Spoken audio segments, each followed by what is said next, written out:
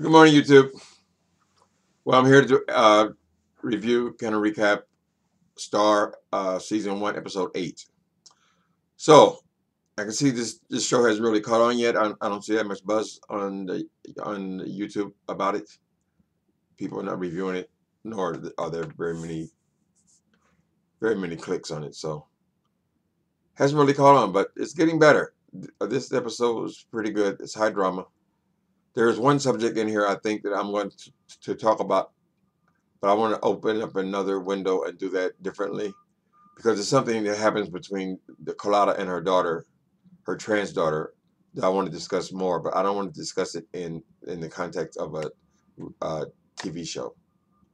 So I wanted to tackle sort of the real issue as opposed to just drama. Okay, so the thing opens up. Colada is in the waiting room. She's she's in the police station. We assume that she's reading her Bible and she's waiting in the police station. So Colada, we already established, is somewhat religious, although she can still she's still banging the pastor. So we're talking maybe a little bit more about hypocrisy here also. Okay, her mother shows up. Alex's mother shows up, played by Naomi Campbell. The character's name is Rose Spencer. So that's Alex's mom, and she does not like Carlotta. She feels like Carlotta is taking her child from her. So Carlotta goes to say something to her, and the girl pushes her. She's a very aggressive woman. Her mother is an alcoholic, but she seems to be relatively sober at this point. uh, so she bails out of jail. She warns her to stay away from this boy. She doesn't like her boyfriend. She thinks he's trouble, and she's aware that he's now in jail. And so there's a big thing where Derek, his name is Derek, her boyfriend was arrested at this rally. So the boyfriend's bail is set at $250,000, which means you pay 10% to the bail bondsman. He's got to come up with $25,000. Okay. The mother offers to bail him out if she'll leave him alone. That's the offer. Okay, this is going to be a little bit more physical in this episode. Several people are slapped down. All right, so Star comes up with this idea. So I guess they're made up now. They were having a little beef last week. Star has this idea to have a block party to raise money to get Derek out of jail. Now, I don't know where their heads are, but they live in the ghetto. I don't know how these few ghetto people in a block party are going to raise $25,000. If they can do that, I'm in the wrong business. We should all be having block parties. But she comes up with this idea. Of course, every episode they have to come up with some kind of musical venue. So last week it was at the rally because the girl was killed. Before that, it was at a charity event. So each episode is formed around some opportunity for them to perform. Okay, so Alex's mother. Next thing is Alex's. Okay, Cotton. Cotton is what I want to discuss, kind of off of this review. So maybe that character or that situation. But Cotton has been dating this wealthy Asian man. We know he's wealthy because I think he drives a Maserati or something like that. Anyway, so they go to make out. He's dropping her off the house. They go to make out, and before he kisses her, she has to tell her tea. So she has to tell him that uh, she was not born a woman, a girl. And so it's stressful. I mean, I'm sure that's a very stressful moment for a young girl. She is a young person. I mean, we're treating her with adult type subject, but she's still. I don't know how old she is. 20, 21. Maybe she's not even 20. Maybe she's the same age as the other girls, 19, 20 years old. Because the best friend Mary, her kids they should be around the same age. So maybe Cotton's around 19, 20. Anyway, so she tells the Asian guy, good looking Asian guy, a thing, and she explains to him that she still has a penis, which she plans to be dealing with very shortly. So she's right on the cusp of getting this surgery done for her bottom surgery. Okay, so he accepts it. He accepts it, and he is going to walk. Wait a minute.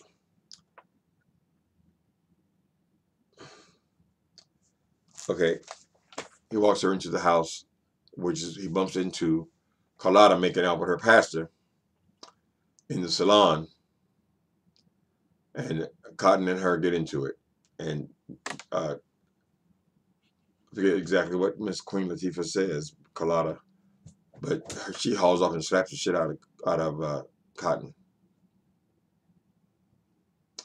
There's always been tension about them. A lot of it about this religious thing Carlotta has going and his child. But so it gets kind of ugly. She slaps her heart very hard.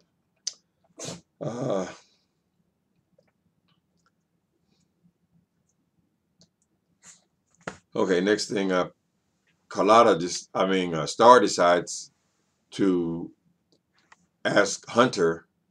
The girls suggest to Star that she should ask Hunter for the money, the bail money. This is all about getting this 25 grand together. Star resists. She said, well, he really reacted to me using their credit card. They just got over that. She didn't want to do it. The girls said, you have to try. So she asked Hunter, after they have sex, for the money, for the bail money, $25,000. He can make a tax deductible donation. Now, he already suspects her of being a player, a bit of a tramp. But he gets very, very angry about it, her asking for this money, and he hauls off and slaps shit out of her. So far, Carlotta's been pushed, Cotton's been slapped hard, and now this other girl, Star, has been slapped hard. Now, Miss Star, this is the second time. He was aggressive with her before about that credit card thing. She needs to separate from that dude. He obviously cannot hold his hands. He's an athlete, which I understand is common with athletes. But he can't control his hands. Ain't no way in hell she should be getting involved with that man. I don't know if they're going to pursue it in this TV show or not. But he has got a volatile temper, and this is how abusive relationships start. If she can accept that and move on, bad idea. However, okay, Pumpkin. Okay, so as most abusers, after they've done their thing, then they feel bad about it. So here's the way he tries to make up with her. Okay, so they have this block party, and by hook or crook, they managed to raise $14,000, which I think is a little unrealistic because they're in this gymnasium. There are a bunch of young people there and old alcoholics. The grandmother's there. Those people don't look like they got 25 cents to rub together. And just for this little block party, just in the donations they put in the hat, they raised $14,000, which is not enough. No, they don't raise the $14,000 yet. First, Hunter does his thing. Okay. So Hunter feels bad about what he did to Star, slapped the hell out of her. He's really into her. And he shows up at this concert with this woman named Pumpkin. I'm not hip to hip hop, so I don't know anything about that. So I guess Pumpkin is a popular hip hop artist. I don't know if she's playing herself or it looked like Missy Elliott to me. I thought it was Missy Elliott, so I couldn't tell because I understand she lost weight, so I don't know if that's her or not, or if there's an actual character called Pumpkin. Anyway, Pumpkin, the character, shows up at this event. She encourages people to kick some more money at their ass. I guess the crowd just didn't look like they had that kind of money in their pockets, but who knows? I mean, maybe there are less than 100 people there, though. So this is how he attempts to make up. And she is, oh, anyway, my thinking about abusers, he should be through. Okay.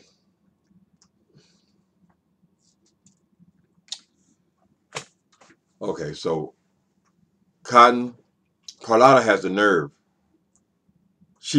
Cotton's is ready to have this surgery, right? This bottom surgery she's been saving up, scrimping, saving, working for. And so she tells her mother. Her mother has the nerve to come to her and say, "Baby, don't do that. Don't cut off your stuff. Why don't you give the money to, to the bail money?" She says, "What? You asked me? You know how long I've been wanting this." She knows her mother don't want it to happen or to have a sex change. Although I don't know why she would hold off because she's a very beautiful woman. She is a woman. I mean, to me, that's just like one last step. But she's already a woman. Anyway, the answer is no. Uh, Carlotta comes back to her, apologize. I support you in what you're doing. It's just so sad. This character, I'll say it again. I know I've said it several times before. Please don't get frustrated with me. But Carlotta's character, that character is so weak. It's so undetermined. I mean, I think one of the reasons why I like Miss Cookie Lyon so much, and you can't help but compare the two. They're both Lee Daniels projects. But her reaction to her son was so encouraging, so wonderful. It made us all want to cheer for Cookie because we saw that better side of her, even though she had the roughness and hardness, the way she dealt with her gay son. And there's a scene that's very similar in Empire. The boy comes down dressed as a little girl, whatever. Which Lee Daniels said that actually did happen to him. So this was a very real scene for him. He couldn't even direct it because it was so personal, where his father took him and threw him in a trash can. Well, they show Carlotta seeing him as a little boy putting on lipstick. So she always knows what this child is, who he is. But Carlotta has never really accepted him. Now, I don't know why.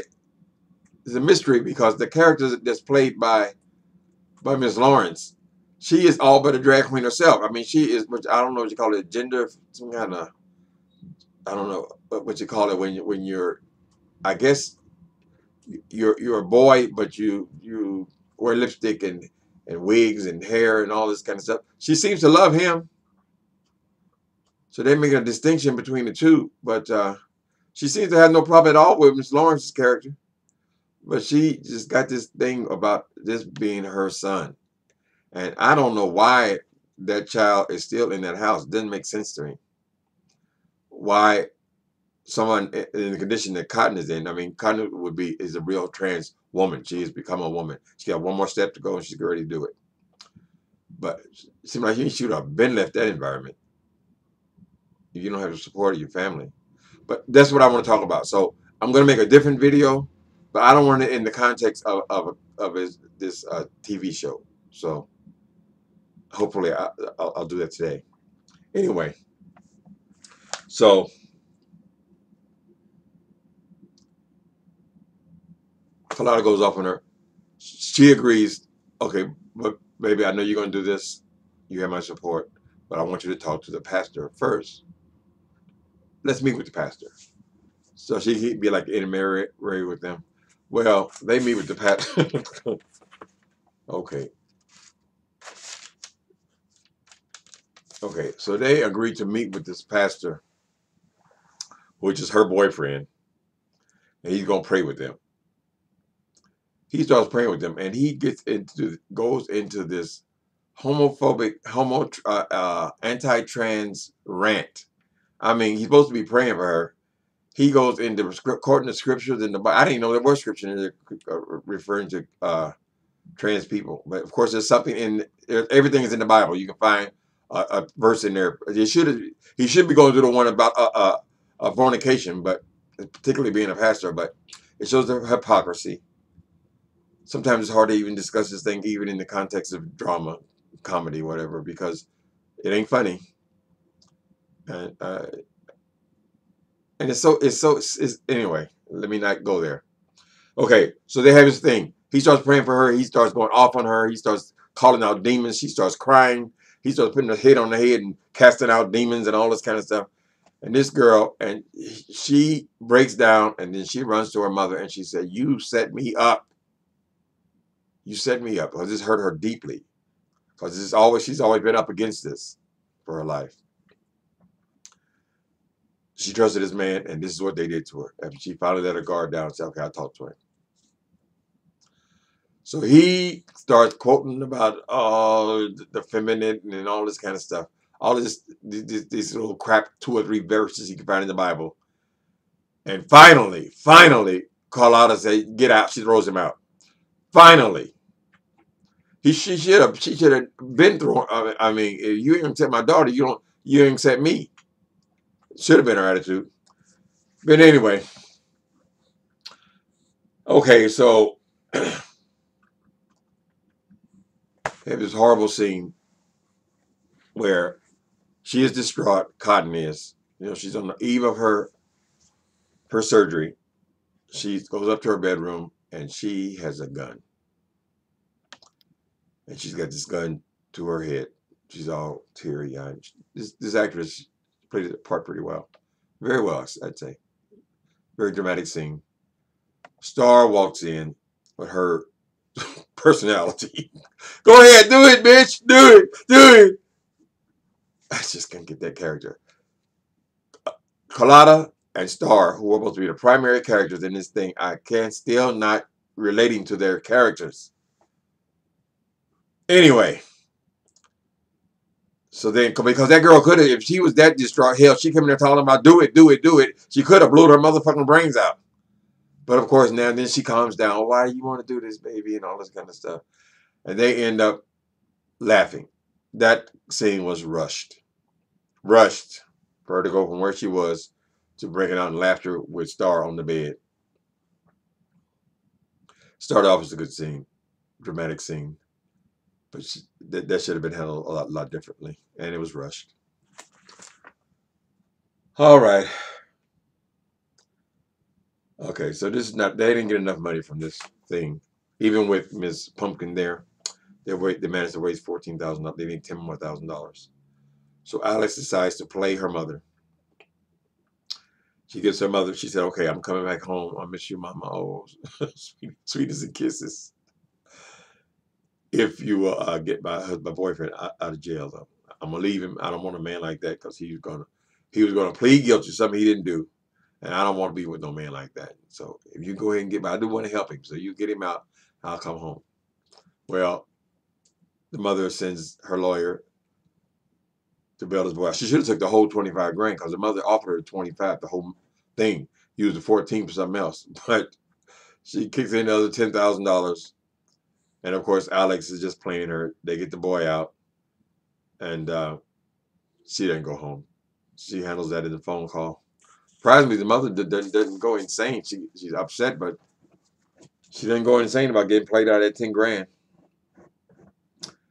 Okay, Otis's body is found. Otis is the wicked stepfather that they found, the one who was molesting uh, the youngest daughter. They killed him, buried him, and now the cops have found the body and they've identified the body. So they know who he is. We're getting towards the end here. The last thing that happens is, stop, boy. Last thing that happens is Jael, who has been banging this Spanish girl, who is, I don't know if she's even from Mexico because she played him to get in this group.